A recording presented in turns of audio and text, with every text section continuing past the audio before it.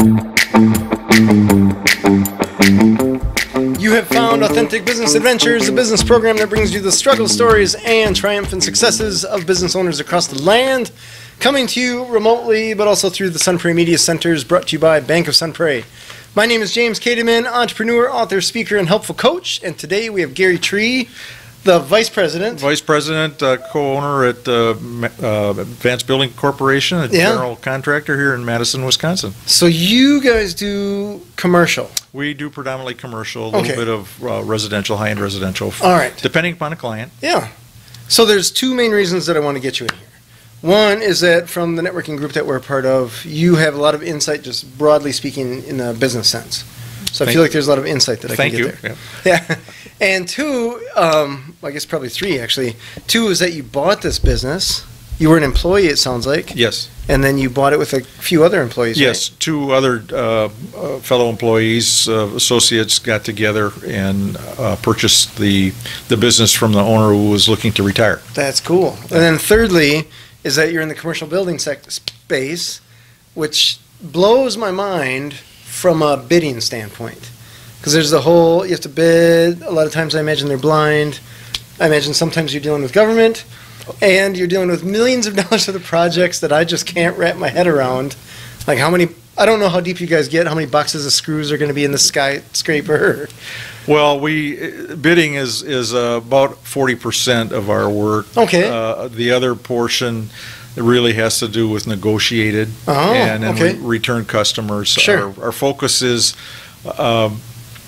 really on client for life, and to generate a trusted relationship where we're seen as a trusted party, just like you trust your dentist. Sure. All right. So that's where we want to go. But at the same time, we recognize that the business here in Madison is so diverse, the economy is so robust, and there's so many different sectors. So we found a way to participate in a lot of them. Yeah. Both commercial and to some extent residential, manufacturing, a lot of government work, some Madison Metropolitan School District work, but a lot of work for UW, remodels downtown on the campus, and for Dane County and some of their parks and other facilities in town. All right. We do the dirty jobs. We do the stuff that other folks don't want to do. Sure. And after you've done a lot of them, you begin to see a trend in terms of your costs and efficiencies. Sure. And we don't count screws when we're putting together a bid. Okay. Yeah, we look at the overall job and go, gee, this feels kind of like the one that we did over here. All right. And we were pretty good with that, so we price accordingly. Sure. And we found that we're competitive. We do a fair amount of work. We're fairly successful. And then we take that same pricing model and we apply it on our negotiated work. Okay. So we don't get greedy. Sure. We want to create value for people, for our clients, and help them appreciate what we can do in terms of leading their projects. Okay. So let's talk about that. Let's just run down the road here of estimates, because that's fascinating to me. And I say that's fascinating because I come from, when I first started my business at a print repair company, and just pricing for that service, right, which is half hour, 45 minutes at a job, and parts are very easy because, you know, it's a $50, $100, $500 part, whatever it is. It's very simple, right? Whatever algorithm you can apply to that is super basic. Then I look at a $50 million building, or I think of like the Viking Stadium. What was it? It was billions of dollars. Yeah. Just stupid amounts of money. When I think, how do you know? Because a small fraction of that would be plus or minus hundreds of thousands of dollars. Well, there's always this range of error, and we don't do a lot of multi-million dollar jobs. Sure. But hundreds of thousands, right? Yeah, hundreds of thousands, and we bid typically $3 to $5 million jobs without much trouble. But we categorize every area of the building in terms of a square foot or some kind of quantity, so that we can at least have a rough idea of what the scope is. And Gotcha. then we've got some benchmark numbers, some roundabout numbers that we would use to say, gee, that we've been doing that work for $6 a foot, so we got X number of feet. That sounds kind of like that area is going to be this much. Sure. And then we'll go out and solicit bids from our cadre of subcontractors that we work with. We can't do the work without them. Sure. So how we treat them is really important. I bet. And so it's not just on bid day, but it's on the follow through and the actual implementation of the project, and managing that and communicating and then closing it out. So we'll reach out to them, get numbers, but a lot of times some of the subs we use are too busy and don't have time to provide a quote. Sure. And we'll use historical numbers, and then we'll step back and go, gee, that feels like, we ought to be able to do it for that. No, it's a little more complicated. Okay. We should probably build a little cushion in on that. Gotcha. Okay. And then you can't do that on every trade, because if you do, you end up not being competitive. Right. So you look at that and you make some value decisions. Sure. And that's based on experience. Okay.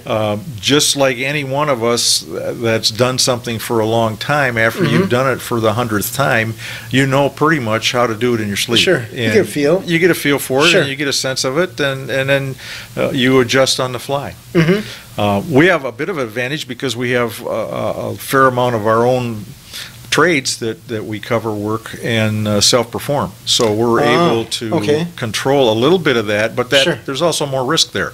Because if you think that your guys can do that in a crew of 5 can do it in 40 hours and it takes 60, well, you've got some exposure. That's on us. So, but it does give you the flexibility to be able to control and manage the schedule of the job and ultimately the quality. Okay, nice.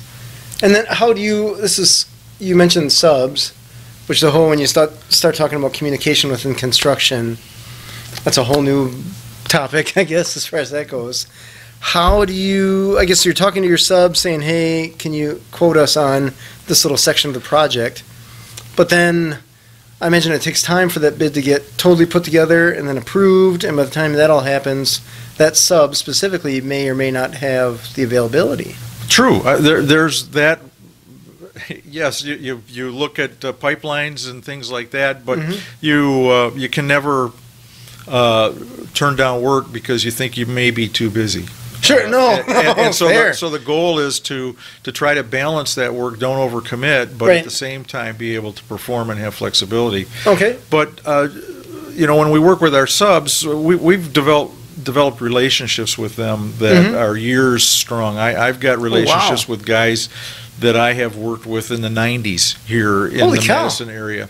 And so it's just like me calling you up, James, and saying, hey, I got this project. Would you be interested in bidding it? We're looking for somebody that can partner with us if it's a negotiated job and it's going to look like this. The timing is kind of like this. This is the characteristic of the client, the work, the project. Would you be interested in talking about it and let's seeing if we can work together? Sure. So that's on the negotiated side. And then likewise on the competitive bid side, the public bidding area, we work with the same subcontractors over and over and over. And the way that they get treated reflects on how quickly they respond to you. So if you are taking care of them and making sure they understand and communicating well, and you're not you're just working together and partnering, collaborating together on the project, as opposed to being the guy that yells to get everything done.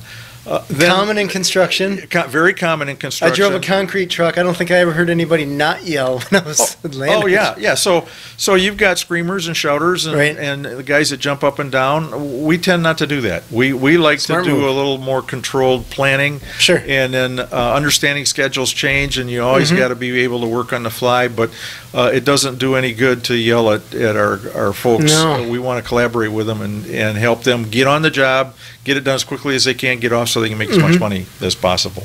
Yeah, I always wondered, I'd be pulling up to a job in the concrete truck, and there were just people yelling. And I swear that they'd be asking, like, hey, would you please pass that wrench? And they would still find some way to sound like it was just World War III going on there. Yeah, it's there is this bravado that exists within construction. Yeah. And then there's it's just personalities. But that happens in the field all the time. Sure. But the goal is to try to educate folks and help them understand that there's a different way to do business. And with the workforce that we have today, old school doesn't work. No, old school just does not work. You've got to find a way to come alongside, train, educate, collaborate, and work with folks to help them do better. Sure. And That's improve fair. themselves. And sometimes we get caught up in the sense of urgency and we don't think about that.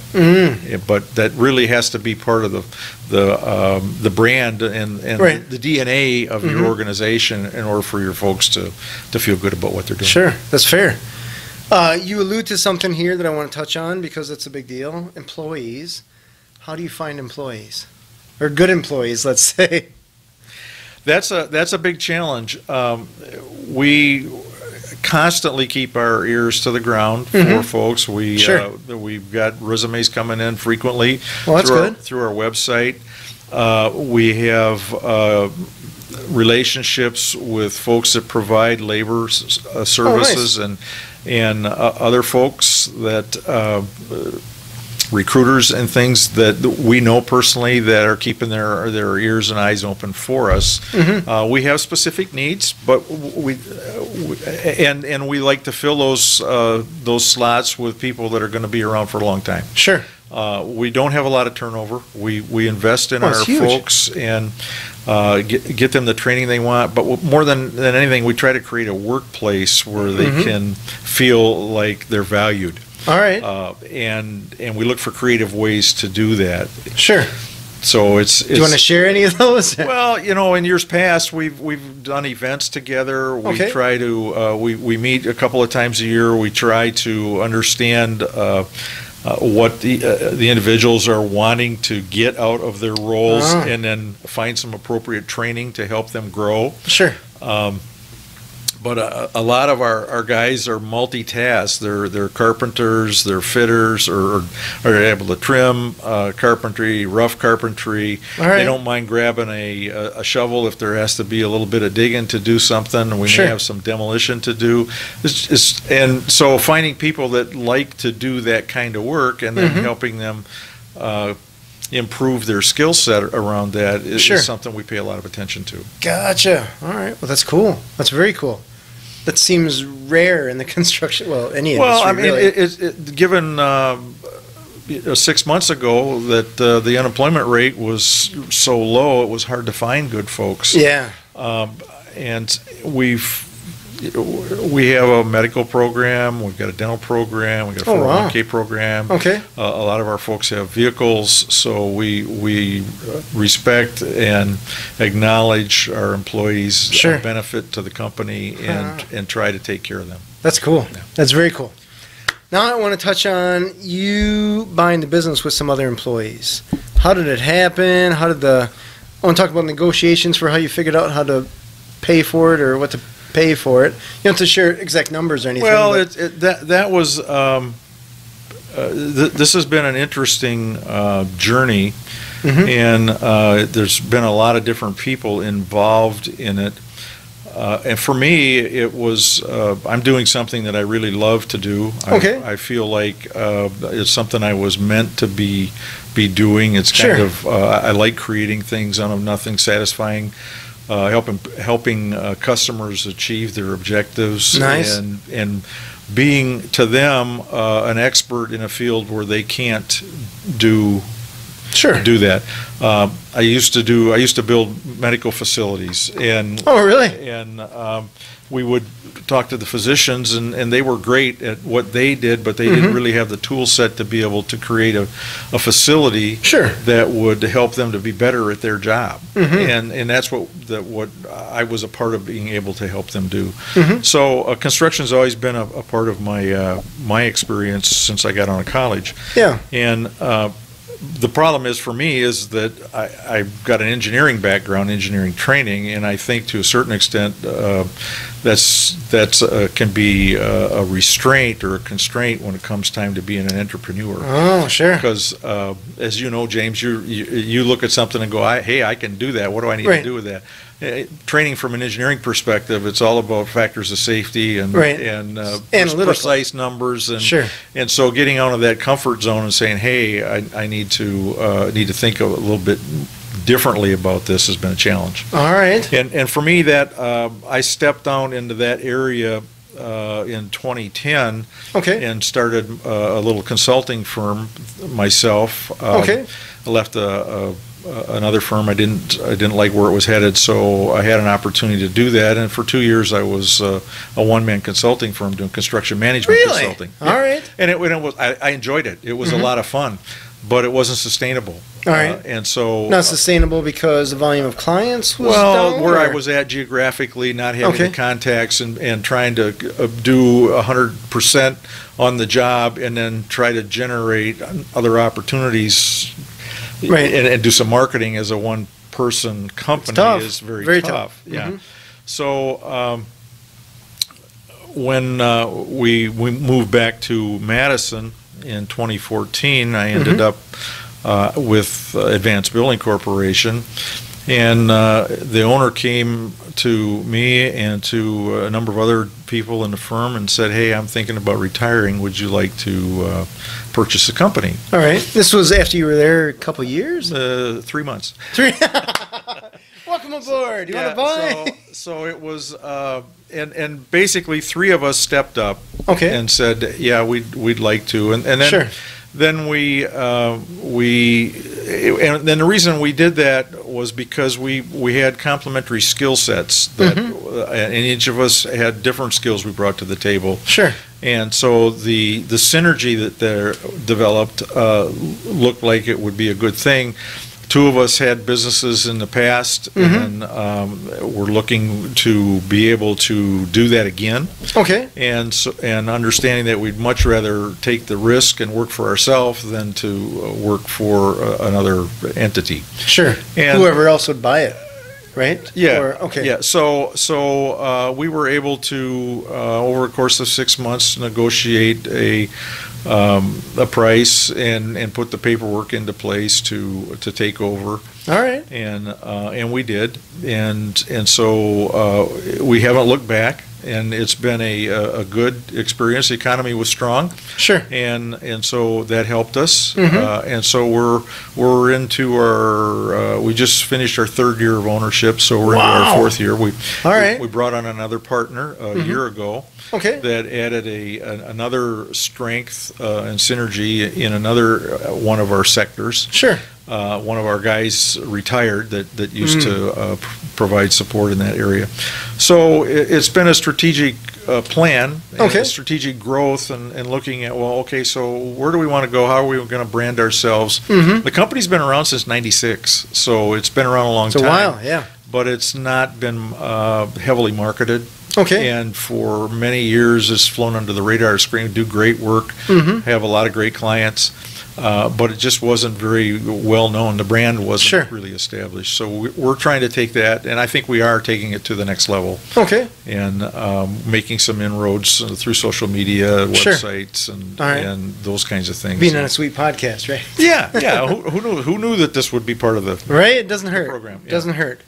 So the owner came to you and said, hey, I want to get out, and I'm throwing it at you first, essentially, or all of the employees? Well, he basically had a few folks in mind that he knew had the potential to be able to run the company. Sure. Not everybody has that capability or that interest, and so when I interviewed with him, the very first question he asked me before I came to work for him was, how do you feel about owning a company or buying a company? All right. And my answer was, well, I'd always rather work for myself than somebody else. All right. So that was in the back of his mind. He was looking to retire, and so this at that time. Yeah, and this was a good way for him to do that. So the business partners that you ended up with, you worked with for 3 months? 3 months. Yeah. Okay. Yeah. So I guess their business partnerships are a weird thing, good and bad. So, one, I assume that you liked them when you worked with them. Well, you get a sense of people's their values, and you get a sense of their character. It doesn't take long to figure folks out, especially if you're working alongside them. And so I'd work close with Pat Baldwin and Craig Kelscher, and Sure. and knew they were rock solid guys. Okay. And so, but also knew that we were going into an area that was unknown, and we'll figure it out as we go. Sure. And so we committed to each other that none of us were going to do it alone. We couldn't do it without each other. Sure. And that was our business agreement for 2.5 years. All right. And we didn't even have a partnership agreement until a few years down the road. I'm not going to complain about that because I had the same issue. We didn't need it, and it's still we got a business agreement now. Sure. But it's still a trusted relationship, and it's the same kind of relationship internally within our leadership group as we have externally with the owners and clients that we work with. It's all based on trust. Sure. The idea of having to codify everything and how you're going to do it. It doesn't get any work done. So you work you work based on trust. And for me, my life and my wife and I have lived by a mantra that it's always the right thing to do the right thing. Fair. And that Totally that has been our underwriting principle. It always costs something. Sure. And the question is, are you willing to pay the cost? It's interesting you say that. I just watched a movie, I think it was called MI5, and it was just a typical spy movie, whatever, but they had something in there that said you can either do good or you can do well. And I'm like, It was just one of those lines in a movie, they used it a few times, that just had you're like, whoa, what a clever and correct statement. So it's interesting. I completely understand where you're coming from there. So was it tough to find financing to buy the business? Or did he? No, this was an owner financed contract. It was like buying a land contract, basically. Yeah. And so it was really easy. We established a price and some of the criteria early on, and then the financial piece fell into place. And, And then, there were certain commitments we had to make. And then after we got through with our first year, we approached our bank and said, hey, would you be interested in underwriting this now that we've demonstrated that we know what we're doing? And they said, sure.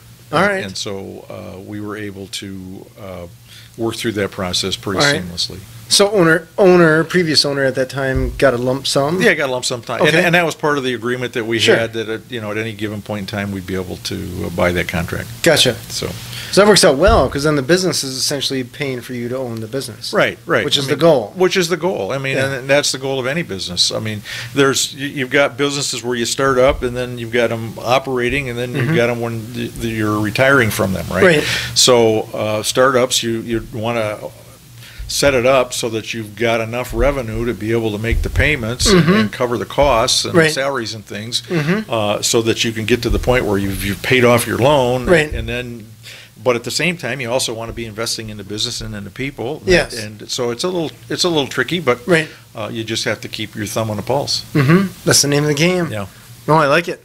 So you mentioned that Advanced Building Corporation wasn't really marketed, or hasn't been marketed much. So how do you get people to know you or even recognize your name? The people that, I guess, matter, the people that you're supplying bids to? Well, you're working with a group of folks that know who you are.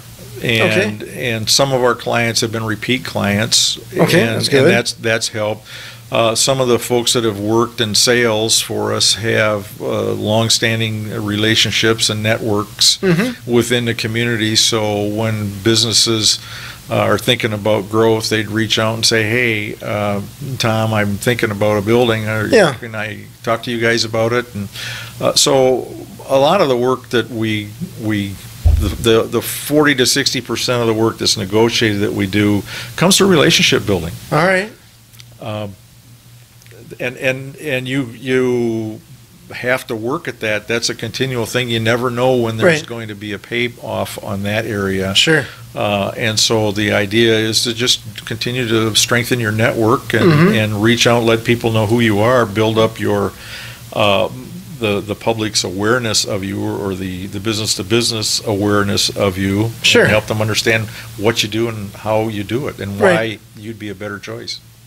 So is that to say that you guys haven't really done any of the traditional radio, TV? Oh yeah, we've had ads on ESPN. We've had ads on Clear Channel. Okay. We had a website about 6 years ago, the first website. And so over the last 3.5 years, we've revised our website, revamped it twice now. Sure. We are marketing through social media. We got a Facebook page. All right. And so we are trying to... So there's stuff going on. There's lots of stuff going on now. And for a number of years, we were just trying to generate a better awareness of who we are by radio spots and just some real short clips.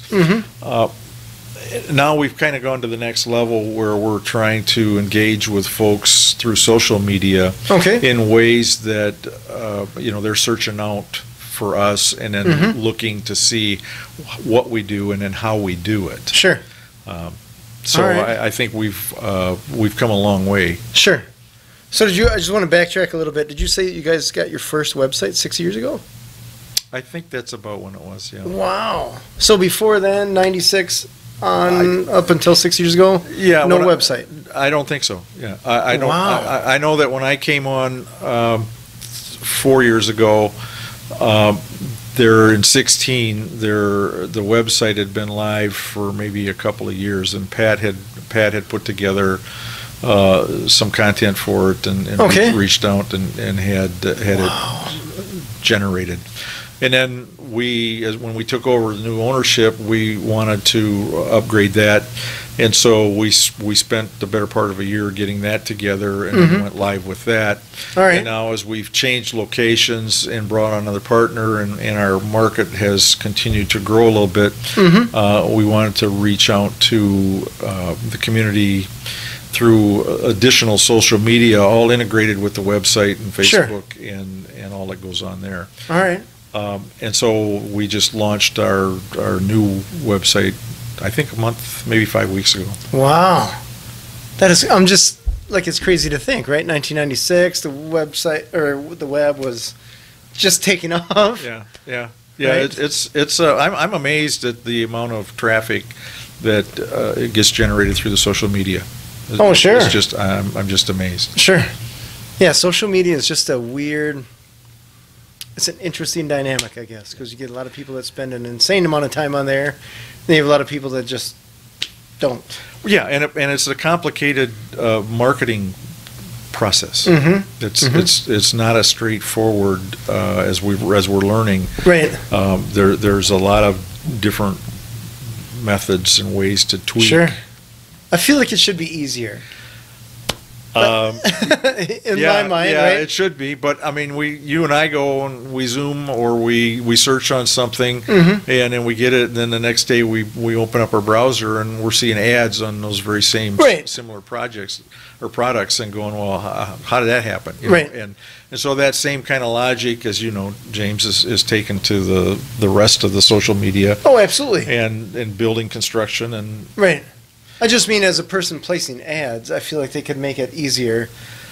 Like you being able to plug in, this is who I'm after, right? I'm after a, 42-year-old woman that makes at least $75,000. I want her to live in this area. Go. You're like, no. Yeah, I don't know a lot about that process. Sure. I do know that it's not that as easy. we've debriefed with our website designers and whatnot, that we're seeing the demographics and what we had tried to target and where the demographics fell. Sure. And making adjustments, and well, how do you do that? Well, we got a way to do that, you know. So there's some trade secrets there, I think. Sure. they get played. They charge you for the smoke, right? Oh, yeah, exactly. And but at the end of the day, it's like, okay, so how many calls did we get? Right, did it turn into business? Yeah. And so that's what we're measuring, and we're beginning to see traction. Then it's work. That's all good. Which is, it's amazing. Yeah, that's the name of the game. Amazing. Yeah. Yeah. We don't care about clicks. We care about buys. Yeah. So it takes time. None of that happens overnight. No, certainly not. No, it's interesting. So the partnerships so far are going well, you would say? Oh, yeah. Okay. Yeah, I've never been in a partnership before, so I don't have anything to measure it against, but I think it's working well. It's a relationship. Yeah. So in the end, we've all had good, we've all had less than good. You got to work at them. Sure. Right? I mean, very true. They just don't get created without an effort. So before you were a co-owner, I guess, you were the sales manager, is that right? No, I was a project manager, but I did marketing for them. Okay. So I came on as kind of a business development guy. Gotcha. Okay. So you must have had contacts before you came on? To some extent, but not a lot. I mean, we lived in this community. We moved here in '91. Okay. And then we were here till 2004, and I was involved in the construction business and general contracting. And sure. And then we moved to Atlanta in '04. Okay. And then we moved back to Madison in '14. Gotcha. So in those 10 years, Madison exploded between '04 and '14. And so a lot of the contacts that I had, plus we had the downturn in '8 and '9 when a lot of construction folded. So I lost a lot of contacts. And of course, the landscape changed, but I had a few. Sure. And so I run into those folks occasionally. Sure. Every once in a while. Yeah. Madison seems like a big small town. So. Yeah, it's got the best of both worlds. Sure. And so the question is, what's the best way to reinvest in your relationships and to generate those contacts? And one of the things I did is I joined Downtown Rotary to get to know people. Okay. And then a number of chamber of commerces, so that we're out and meeting and talking to people, and you try to find a way to connect and give back to the community. Sure. So you can find out who those contacts are. Sure, that's fair. Tell me about the Rotary. 'Cause I've always been intrigued by that group. Well, the Rotary International was founded in Chicago. Oh, really? Around 1912. Oh, wow. And it's an organization that's international. It is it's really about service above self. Okay. It's a selfless organization, and the overall intent is to find a way to help improve our communities and in whatever areas, and not just locally but internationally as well. Sure. So there are a multitude of different things that are going on with communication and mentoring and partnership and trying to give back to the community in ways that are effective and important. Okay. And so this particular Rotary Club in Madison has, before COVID, had about 500 members. Did it really? Yeah, it's one of the 10th largest Rotary clubs in the world. Wow.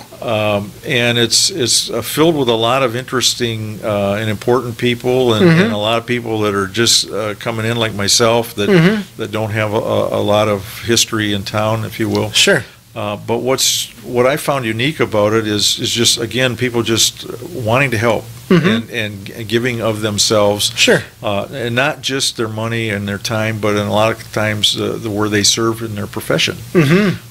And we also get a lot of speakers every week. We'd have lunch, and the speaker would come in and for 25, 30, 35 minutes give a talk and a Q&A time after that. Sure. And it would be on topics that you probably wouldn't have gone to listen to if they were offered someplace else. But because you're kind of a captive audience, they come in and they share, and you get to the end of that and go, that was some of the most amazing stuff that I've ever heard. Right. And And then it starts to change the way you think, and then it all works together over time. And again, the value there is the investment in the time. Sure. Over time. I've been a part of that group for 2.5 years. Okay. And I feel like I'm just a babe, if you will, in the program. But I've got some good friends there. Okay. That have been involved for a long, long time, and I've seen some of the things that they've done, and it's pretty cool stuff. That is cool. I presented at a Rotary, I don't know, a year and a half ago, something like that. Back when you could present in person. Oh yeah. We don't know what the Rotary's going to look like going forward now. No, I don't know if anybody does. Nobody knows anything, but sure. Some of the topics and some of the speakers have been just phenomenal. I'll never forget Coach Healy. She's the I don't know if you know her. She's the volley or the softball coach for UW. Okay. Here in Madison. Okay. And she leads and guides these young ladies to make good decisions on the ball field, and helps them to achieve greatness. Yeah. And she was so impressive. I'll never forget some of the things that she shared, some of the books that she encouraged us to read. Oh, really? From a business concept, because as a business, I often think about businesses and where are the mentors to help people. Right.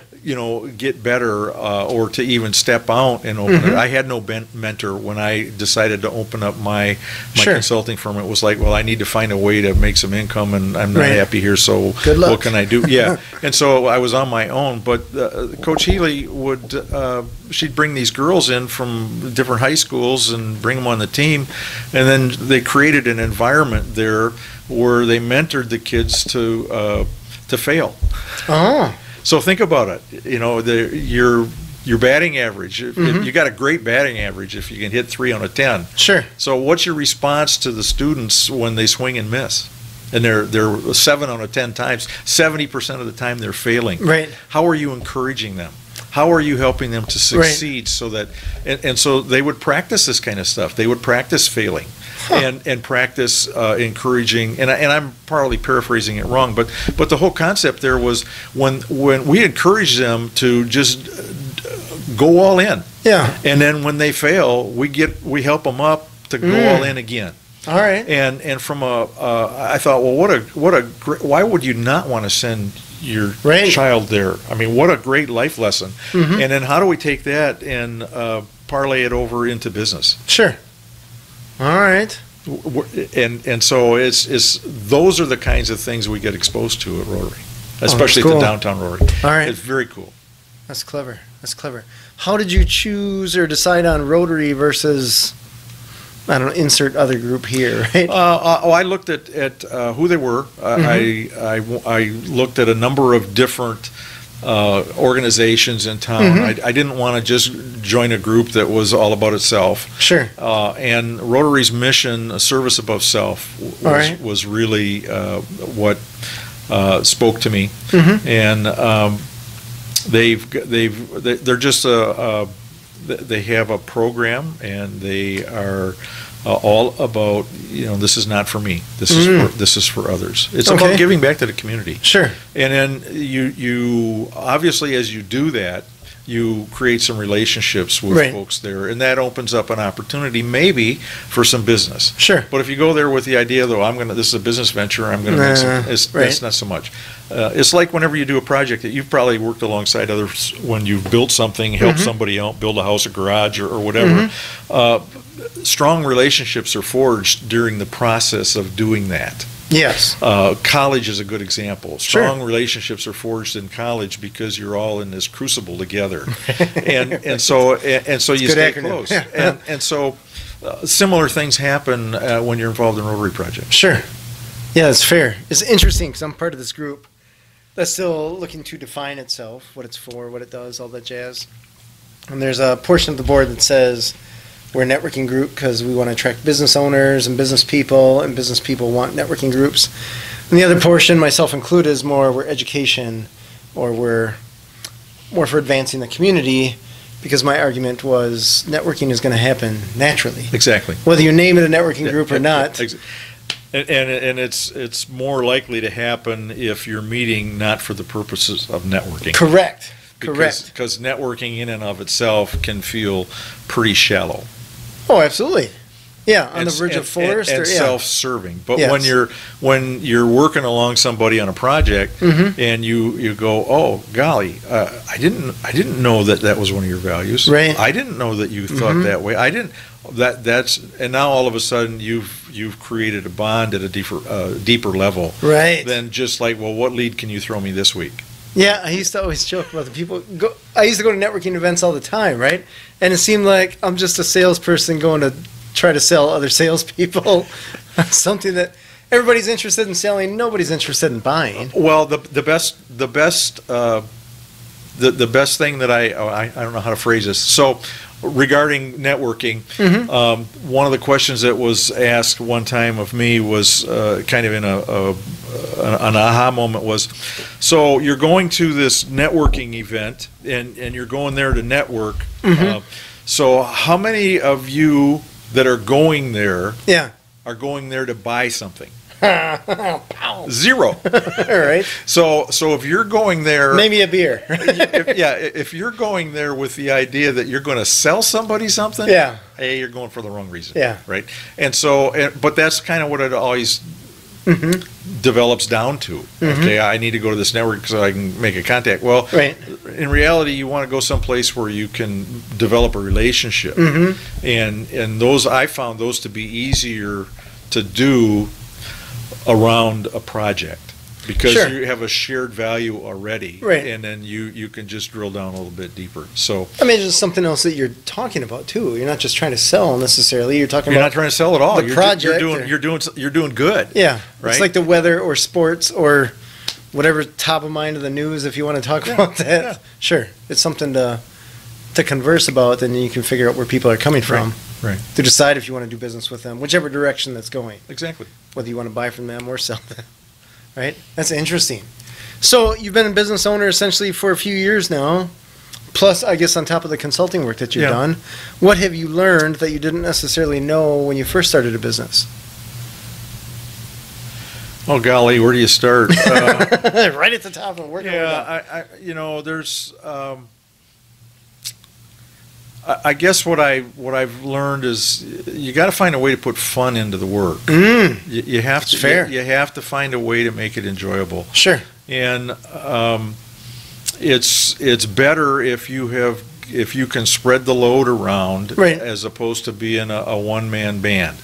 And so I think it makes it a lot easier to have partners. To if there's similar trust levels and synergies there that can help you. That way you don't feel overwhelmed by all that has to be done. I know that when I had my own business, I felt overwhelmed a lot because everything was riding on me, and I didn't know how we're going to get beyond next year. And so having others that are in the same crucible, if you will, with you in that business helps you to encourage each other. Sure. And so I think that's probably the biggest takeaway is to try to make sure that your partners are of the same constitution as you are, and you have similar goals. I imagine there's some accountability as well then, right? Where when you're on your own, it's kind of you motivating yourself. Yeah. There's, I mean, you can take that to a lot of different levels, but we look at the overall company. There's not a lot of, well, gee, you were gone a little extra hour here. We don't get into any kind of minutia that way. This is more about, we're all here to be successful, and the leadership understands that, and we communicate around that without getting into the minutia. Yeah, I guess maybe that came out wrong. I didn't mean to say, you took a long lunch or something like that.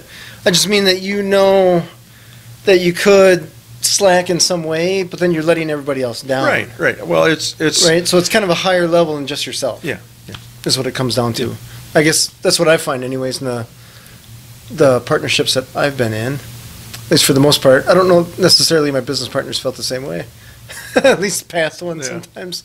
But that's just the name. It's just like a relationship. Well, yeah, and that's exactly what it is. And I admire guys like you that have gone through different business partnerships, different businesses, because you've got a perspective that is unique. And, and you see it from a little bit bigger. Well, they're expensive lessons. Well, just like all of them, right? Yeah, education's expensive, right? Whether it's in a class or not. Whether it's you're sitting behind a chalkboard or not. Yeah, that's the name of the game. Yes. So if someone was considering to get into a business on their own, regardless of what it was, what are some of the bits of advice that you would consider giving them? I'd say find somebody that you trust that you can talk to. Okay. That can help you, but Sure. but make sure it's not somebody that's ultra conservative, because there's this entrepreneurship that you need to have. But Yeah. you really want to do something that you're passionate about. You want to align your passion Right. and your work environment as closely as you can. Not everything that you do, not everything that I do, am I all that passionate about. But Sure. what I am passionate about is creating a process and a product that will help people obtain something that they couldn't do themselves. Right. And to do it in a way that they felt good about. Right. You don't need any surprises in construction. No, there's probably enough whether you want them or not. Yeah, and so if you can be the bus driver and drive the bus while your clients are the riders, then you should do that and do it Sure. well. But my advice to new folks was, hey, you can accomplish anything you put your mind to, but make sure that you're passionate about it, and then make sure that you've got the necessary expertise to help you move in that direction. Okay. And that's what I would say. And Sure. we all have blind sides, Right. so we just got to figure out what those are, and then try to find somebody that can help us with them. Sure. That's fair. I like it. I like it. Were you able to find a mentor? No. This is Something you learned. This is something I learned, and I think that's one of the things for me, James, that's been missing. Okay. And I think it's missing in our industry are these mentors that are available to come alongside folks. And I admire folks that have had relationships with businessmen that have taken the time to help them get to a different level, or to guide them in their process. Right. I don't know. It's everybody seems to be generating and working towards their own deal, and it doesn't seem to be. There seems to be a void where there might be some mentors that could come alongside. Sure. For instance, I was, when I started out going to college, got into the engineering program. I had really no business mentor at that point, and as a result of that, I didn't get involved with any business classes, no accounting classes, so I came out of school with this engineering degree, and I wasn't rounded. All right. So as I'm talking to young people that are going to college, my grandson's going to the same college that I went to. Yeah. And he's in computer tech, and it's like, yeah, you got to get some accounting programs. You've got to get some business. You've got to know how to manage money. You've got to learn that, and now is the best time to do that, because it's going to get expensive later on. Yeah. Yeah, I always tell people in my business planning class, if you're bad at managing money now, when you start your business, it's just going to be amplified. Oh, yeah. That decimal point just gets moved, regardless of which direction the money's going. Right.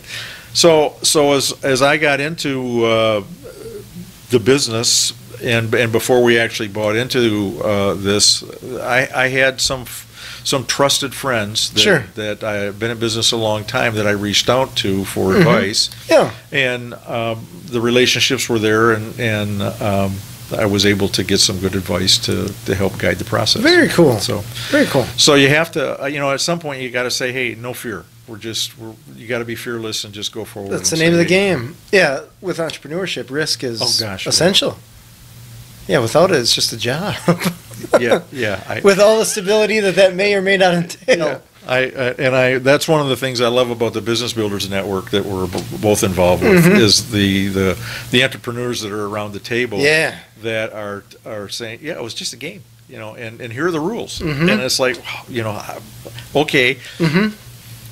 Getting to that level so that you can say and recognize it and not internalizing it and taking those things personally and emotionally, that to me is being an entrepreneur. And then you're able to say, okay, this is a great deal, but we're going to have to do X, Y, and Z to get there. Right. Yeah. Right. I always tell people play the game, right? Because my dad told me when I first this is my first speeding ticket. He's like, "What did you learn?" And I knew that he wanted me to say not to speed. And I told him, don't get caught. And he's like, ah.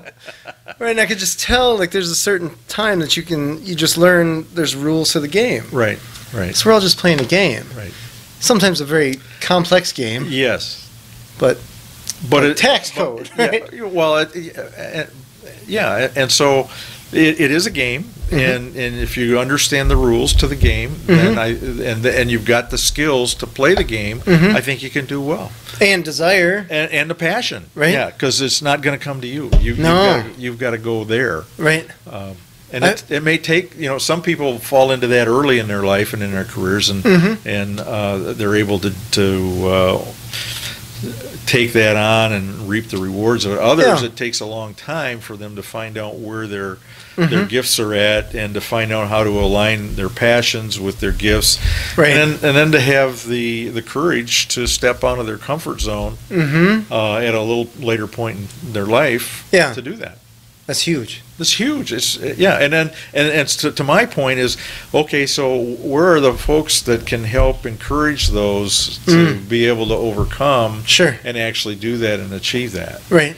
And we have to be on our lookout all around us, because we've got people in our network of influence that are at those positions where they're thinking about doing something, and the question I ask myself is, well, how am I helping them to get to their next level? That's a good question. And without telling them, you need to do this, right? That's just what an entrepreneur wants to hear, right? You have to do this. Yeah. Got out of I don't have a job or a boss. That's the whole reason. I don't want to be told what to do. Yeah. That's funny. But that's experience, right? So, like, you could do the other way, but you're just saving them some money and time. Which doesn't hurt. But they have to be willing to, you got to find out where they're at and then help them to take the next step. Right. As opposed to telling them what to do. Right. Yeah. Right. That's and not everybody, even though you can get to that point, not everybody is going to take that next step. No. Some just dig their heels and say, you know what, I'm comfortable right where I am. You know what, it's interesting you say that.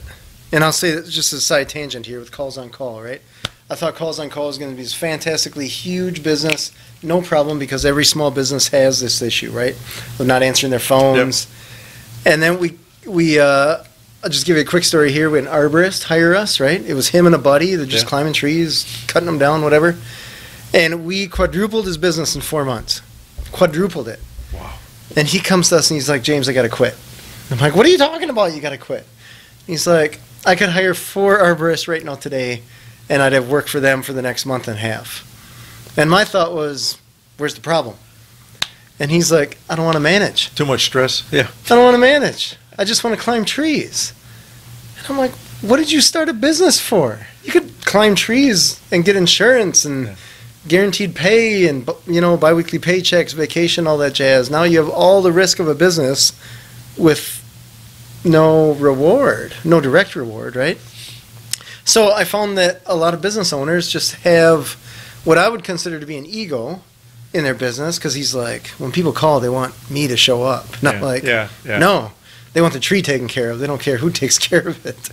But he had that ego about him, and he's good at what he does, right? So all the power to him. But I found that there are arguably the majority of entrepreneurs that are in that baby stage, right? Where it's a van and a hammer, a van and a saw, whatever.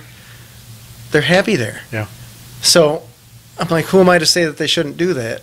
On the flip side, I'm like, what's the point? It's grow or die. Yeah. It's, but then if they don't want to take your advice, you just be their friend, And then there'll be somebody that will take it. And I think maybe teachers get get excited about this because they guide the students early on and through high school, and then they encourage them to take these kinds of risks and do these things, and then 5 years later they see the kids have actually done that. Right. And it comes back, and it's a huge thing for them to continue to do that. And like with us, we don't have that much influence or that many people that we influence on a daily basis, but they're out there. Yeah. And it's exciting to me to see people take that next step and to achieve those goals. Yeah. Every interaction, just do what you can, right? Yep. It's interesting.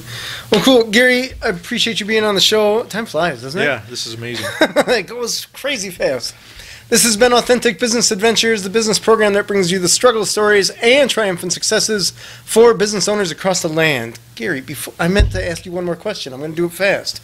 You mentioned some books that the softball coach suggested. I get the impression that you're a reader. I haven't spent as much time reading as I'd like to. I really do enjoy it, and I don't have the titles of those books, but I'll get them to you so you can share them.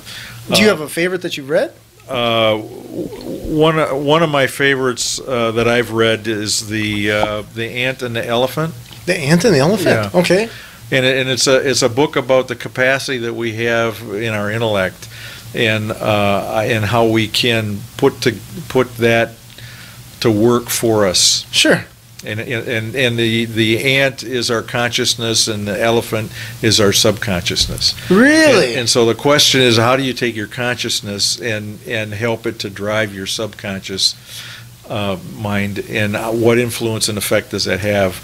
And there's scientific evidence out there that demonstrates that there is an effect. The question that I have personally is, the motivation behind that, and how do you motivate that, and what? But this has been going on for, oh golly, I was first exposed to this at Pepper Construction Company in 1984. Oh wow, it's been a while. Yeah, and the Olympic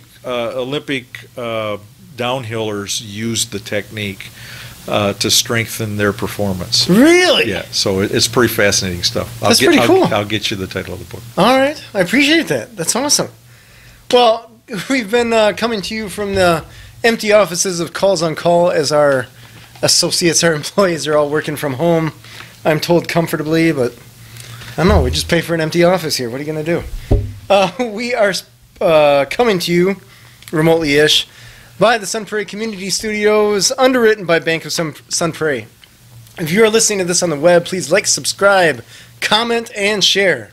Authentic Business Adventures is brought to you by Calls on Call, offering call answering and receptionist services for small businesses across the country, on the web at callsoncall.com, as well as Draw In Customers Business Coaching, offering business coaching services for entrepreneurs in all stages of their business, on the web at drawincustomers.com. And of course, The Bold Business Book, a book for the entrepreneur in all of us, available on Amazon and wherever fine books are sold.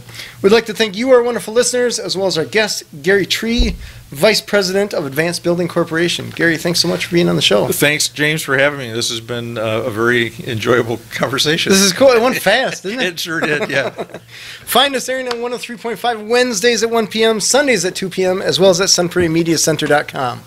Past episodes can be found morning, noon, and night at the podcast link at drawincustomers.com. Holy cow, that's a lot to say. Thank you for listening. We will see you next week. I want you to stay awesome, and if you do nothing else, enjoy your business.